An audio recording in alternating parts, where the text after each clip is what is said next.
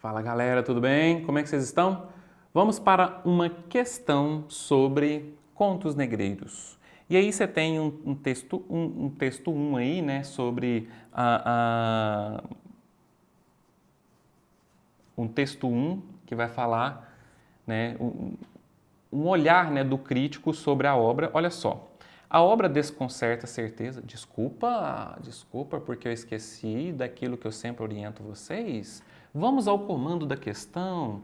Letra A. Explique quais procedimentos literários Marcelino Freire utiliza para desconcertar as certezas literárias. Essas desconcertar certezas literárias está nos textos motivadores. É aí que a gente vai pegar, né? O que ele faz, né? E a letra B, qual estratégia narrativa o autor utiliza para dar voz a personagens que representam sujeitos historicamente silenciados? E explique. Então vamos lá? Texto 1 fala, a obra desconcerta certezas. Olha só, isso aqui. Põe em xeque o cartesiano e canônico, fruir literário e o conservadorismo social quando transcende não só os embates classistas, mas a língua culta. Preocupação quase sexual de alguns gramáticos ou saudosistas de um passado glamuroso que não houve. E também a quase intransponível barreira do senso comum, tão vinculada às percepções ocidentais modernas. Muito bem. Então, a obra Contos Negreiros, a gente observa realmente isso. Ele não quer saber de uma obra, quando fala cartesiano, você lembra de um aspecto matemático, né? Matemático, de uma coisa que segue padrões, certo? Uma literatura padronizada, como todas as outras, né? E esse padrão que ele está falando aqui, né, do fruir literário, do canônico, né, porque antes né, na literatura se fazia de um jeito que agradava o seu público, né, o público leitor. E aqui não é para agradar, né? A obra Contos Negreiros é uma obra para incomodar mesmo, não é uma leitura fácil por ser curta, mas não é fácil por ser devido os temas, né? E o texto 2 diz o seguinte, de uma maneira muitas vezes lírica, carregada de rimas e de oralidade, Marcelino Freire apresenta múltiplas histórias de sujeitos silenciados historicamente pela sociedade brasileira. A partir de contos pequenos e rápidos de serem lidos, o autor provoca a náusea no leitor ao desnudar algumas realidades brasileiras que o brasileiro muitas vezes finge não enxergar ou não tem conhecimento. É o negro, a mulher e a índia, por exemplo, que apresentam as suas visões da realidade brasileira por meio de um narrador que elabora um tipo de diálogo imaginário e isso, consequentemente, cria uma persona narrativa que responde com braveza, dor e ironia, uma peleja imaginária cujo emissor seria o mundo inclemente em que vivem os desvalidos. Então vamos lá? Quais procedimentos literários ele utiliza para desconcertar as certezas? Os textos motivadores, eles nos ajudam nisso. Bom, vamos lá. A primeira coisa que a gente vai perceber nessa obra do Marcelino Freire é o que nós chamamos de hibridismo literário, certo? Hibridismo literário. O que significa isso? Significa uma mistura de gêneros, principalmente mistura de gêneros. Ele trata aqui, né, nesse texto dele, uma mistura que é mais evidente. Há outras misturas, mas é mais evidente o quê? A mistura de prosa e canção, prosa e música. Isso está muito claro ao longo aqui do livro, certo? Mas vamos lá então. Então, esse hibridismo é um procedimento literário que ele desconcerta as certezas, né? Ao invés de fazer o canônico, né? Ao invés de utilizar o cartesiano, o padronizado, ele vai utilizar uma mistura de prosa e canção, né? Ele vai também utilizar uma linguagem não padronizada, ou fora dos padrões, ou oralizada, né? Não padronizada,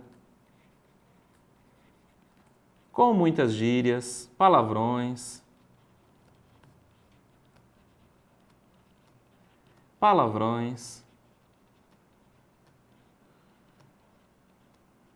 e rimas. Tudo isso dentro de uma narrativa, né? Então são esses recursos que ele utiliza ali como procedimento para desconcertar essas certezas. Ou seja, não é tradicional, né? É muito curto, né? Cada um parece ali, se fosse uma letra de rap, né? O rap ele tem umas letras assim que é mais ou menos aquele tamanho que está ali.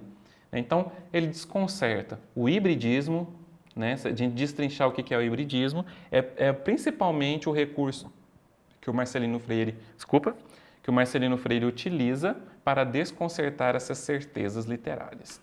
E a letra B, deixa eu só me hidratar aqui.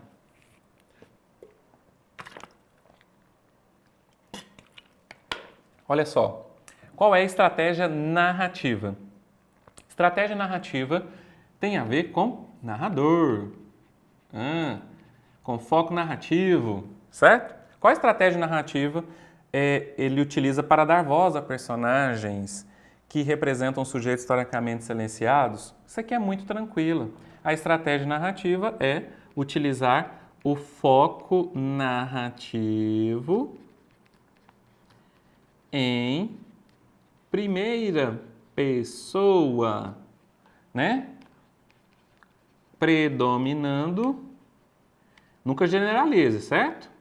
Predominando narrador, personagem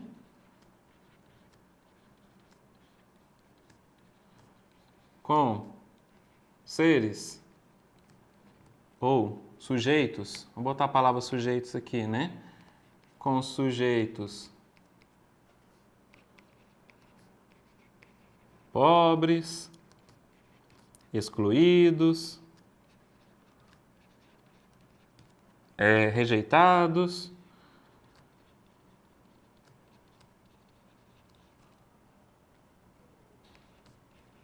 como protagonistas. Bom, se numa narrativa, por exemplo, eu quero dar voz aos personagens, pegando uma realidade, né? Fala assim, não, eu quero fazer uma história aqui de uma realidade que precisa ser mostrada, e aí eu vou e coloco personagens marginalizados. Se eu colocar esses personagens como protagonistas, já vai ajudar mais ainda a representar esses sujeitos que foram silenciados. E se for em primeira pessoa, ajuda mais ainda, né? Porque não é um narrador em terceira pessoa falando por eles, né? Como se eles não tivessem capacidade de falar, capacidade de se expressar. Então essa valorização, né, é o mesmo da gente pegar uma pessoa que é excluída socialmente e escutar, deixar ela falar o que ela sente, o que ela pensa, o que ela acha, né? E não ficar traduzindo, falando, nossa, a pessoa está mal ali, é isso e isso que está acontecendo com ela. Bom, você não sabe, né? Então deixe que a pessoa fale.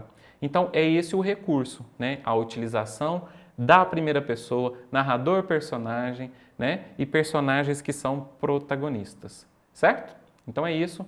Atenção para as questões sobre contos negreiros, né? Porque elas fogem realmente, é uma obra que foge realmente do tradicional, ok?